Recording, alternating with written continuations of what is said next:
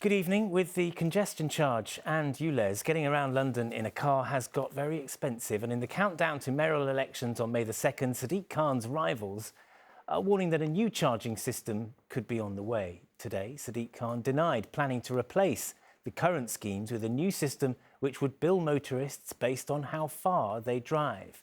His Tory opponents accused the mayor of having a secret plan, citing an official document for Transport for London which explores the possibility of a pay-per-mile tariff. Here's our political correspondent, Simon Harris.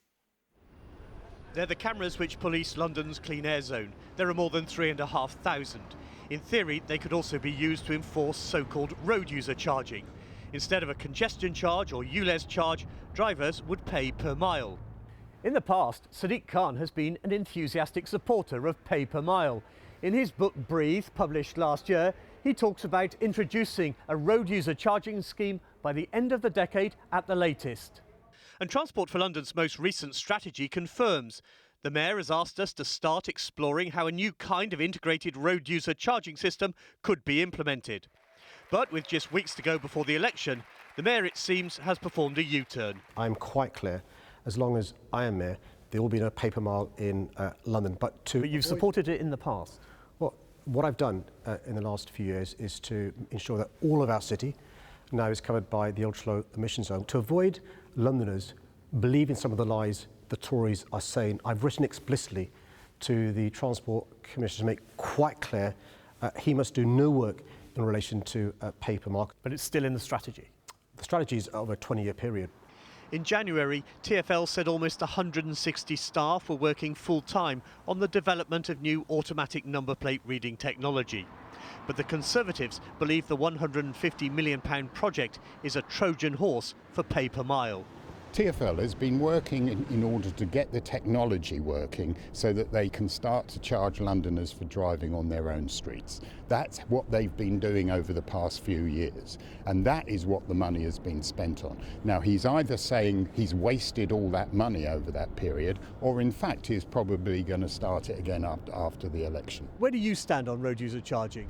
I think motorists in London have had a lot of change recently, and it's not the right time for it. I don't think it's a particularly good idea in London. Right now we are charging motorists for all sorts of different things. It's become a bit of an unwieldy system. We need to simplify it first. But the Green Party's mayoral candidate has no qualms about charging drivers per mile. Road user charging is a fairer way of charging people for using our roads. The Greens have been committed to this, and we've been really brave and consistent on this. Want to have a proper conversation with Londoners about what they think. It's not for the Mayor of London to completely dictate what the fairer charging model is. We need to hear from Londoners. In his 8 years in City Hall, Sadiq Khan's ULEZ extension proved to be his most controversial policy. Any mayor who proposes pay per mile would likely face a similar backlash. And Simon, this time tomorrow, the main candidates will be right here on this programme to talk about the issues in the run-up to the election, won't they? Yes, ULEZ and pay per mile aren't the only hot topics in this election. There's plenty more the candidates want to talk about and plenty more we'd like to ask them about. But one of the criticisms of this campaign is that there have been too few debates involving the candidates, so-called hustings. Well, tomorrow night here on ITV News London, we're going to address that with a special programme involving all four of the main candidates. That's the Mayor, Sadiq Khan, facing his Conservative challenger, Susan Hall, Rob Blackie from the Liberal Democrats and Zoe Garbett from the Green Party. They're going to be here live at 6 o'clock, outlining their policies and priorities to Charlene. I'll look forward to it. Thanks, Simon. And here is a list of the candidates standing to be Mayor of London on your screens. Now, the election takes place on Thursday, May the 2nd. Good evening. Now, the ITV News in London. And with 16 days before the capital casts its votes in the mayoral elections, the four main candidates came together for their first head-to-head live TV debate. The deadline to register to vote is midnight tonight, so with just hours to go, ITV London's Charlene White put questions to the panel on the issues voters care about the most. On the agenda, crime, policing and the cost of living. But it was transport, and the row centred on a leaflet about pay-per-mile road charging, which led to more heated exchanges between the current Mayor, Sadiq Khan, and his Conservative rival, Susan Hall. Labour has written to the CPS about the Tory leaflet, which they claim was not properly labelled as political advertising. Our political correspondent, Simon Harris, now with his assessment on the London debate. So join us for the London debate. Hours before the first televised debate of the campaign, relations between the two frontrunners soured even further. Labour called on the Crown Prosecution Service to investigate a Conservative election leaflet about road user charging. Sadiq Khan says he's not going to bring in paper mile. But Sadiq Khan also said he would never bring in the ULEZ expansion. And look what happened there. And that has caused so much hardship for families that simply cannot afford to replace their cars. Susan said that your next plan is pay per mile. Is that true? It is untrue. What I'm passionate about is continuing to improve public transport in London. London has benefited with a fares freeze in 5 of the last 8 years, the hopper fare, unlimited bus travel for an hour, and also with the tram, the cheapest bus fares in the country. The Liberal Democrats candidate said he would scrap Khan's partial fares freeze, which he described as an election gimmick. It's very hard to negotiate with national government if, whenever they give you money, you then give it away in an election gimmick. So I've said no more of these election gimmicks. We'll have stable finances, and that will allow us to negotiate a long-term funding settlement. Yeah.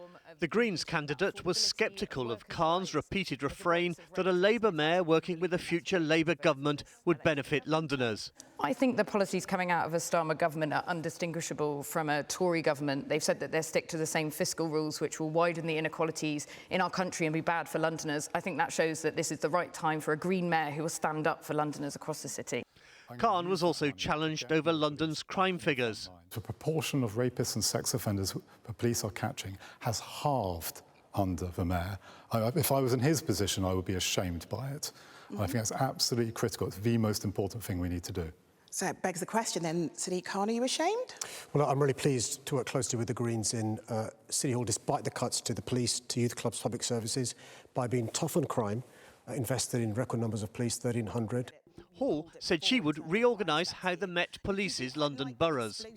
Police officers need structure, and they've moved away from borough-based policing into great big units called BCUs. That doesn't work. We've got to go back to borough-based policing. I will pledge to put 2 new police bases in every single borough. The Conservative candidate was challenged over free school meals. Because you say that you want free schools to be means tested, almost going back to an older system of doing it, saying we're paying for millionaires' kids to eat for free. So out of interest, how many millionaires' kids do you know that are currently eating for free in state schools in London? Well, it's the theory of it. It's not necessarily millionaires, but it's people that can afford. It's not true. So it can. No, yes, it could easily be true. It's people that can afford to feed their children. Zoe, you want to extend the free school meals into secondary schools. Again, a lot of money. How are you going to afford that one? I've managed big budgets in the NHS. I've worked in the public sector for over 10 years, managing multi-million-pound budgets. And our manifesto is out there. It's totally costed, and I'm fully aware of where all the money's coming from. Anyway, we are done. In this election, these head-to-head clashes are unusually rare. This was only the second, and there aren't many more planned before polling day. Simon Harris, ITV News, Clerkenwell. Good evening. It's his big election promise that could benefit almost 300,000 primary school children across the capital. But Sadiq Khan's opponents are questioning how he can afford a generous pledge to offer free school meals permanently at a cost of £500 for each child every year. It's all part of his plans to make London a fairer, safer and greener city if Mr Khan secures another term in office as the Mayor of London. But his Tory rival claims he would be forced to introduce a new tax on motorists to raise enough income to cover the cost of the school meal scheme, which will amount to £500 million. Here's our political correspondent, Simon Harris. Angela Rayner. The warm-up act for the Mayor's manifesto launch was Labour's deputy leader, all smiles despite being at the centre of a police investigation. Your Mayor, who's going to win on the 2nd of May, Sadiq Khan. Sadiq Khan chose to unveil his election pledges at a mini Labour rally in Greenwich. The audience was made up of party politicians and activists. There was no danger of hecklers interrupting or protesters disrupting as he announced his headline new offer. If I'm re-elected on May the 2nd, we will make universal free school meals permanent for all state primary school pupils in London. How much is it going to cost? Well, we know this year it cost £135 million. Next year, the estimate is £140 million because we're increasing the amount of money each school receives. So in excess of £500 million over the 4 years? Absolutely. It's really important to invest in young people. Khan's free meals policy creates a clear dividing line with his Conservative opponent. I've agreed to keep it on for this extra year because the money is in place, and then we'll take a view in a year's time. Don't forget, I will also be helping people with the cost of living by taking away the ULEZ expansion on day one, which is costing those that really do not have money £12.50 a day. The manifesto also includes a promise to keep the ULEZ charge at £12.50, a commitment to rule out any form of pay-per-mile road charging scheme, and a reheated pledge to explore a possible bid to host the 2040 Olympics. You said this 3 years ago. Unfortunately, the government didn't want to work with us, and it's disappointing. If you look at his manifesto, from what I've seen, he's actually not talking very much about what he's achieved.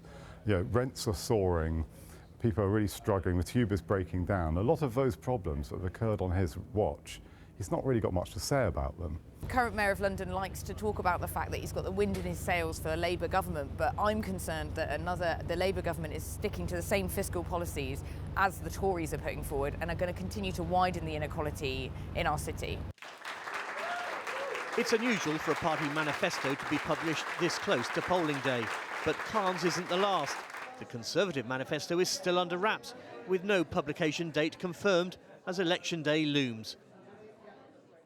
Well, as all the main candidates continued their canvassing today, what they said during our special mayoral debate programme a few days ago will be the subject of the late debate programme later. And Simon has the details.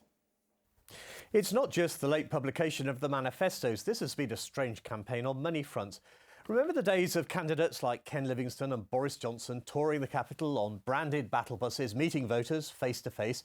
Well, there's been precious little of that. To begin with, the Conservative candidate Susan Hall seemed determined to avoid the cameras. When she launched her campaign, the media weren't invited. As for Sadiq Khan, pretty much the only time we get to see him is like today, when he's surrounded by fellow Labour Party politicians and activists, certainly not ordinary Londoners. Well, tonight we'll be discussing how the campaign's going with a panel of politicians from the four main parties. That's the late debate here on ITV1 after news at 10. And a full list of all the candidates standing to be Mayor of London is on your screens now. The election takes place on Thursday, May the 2nd.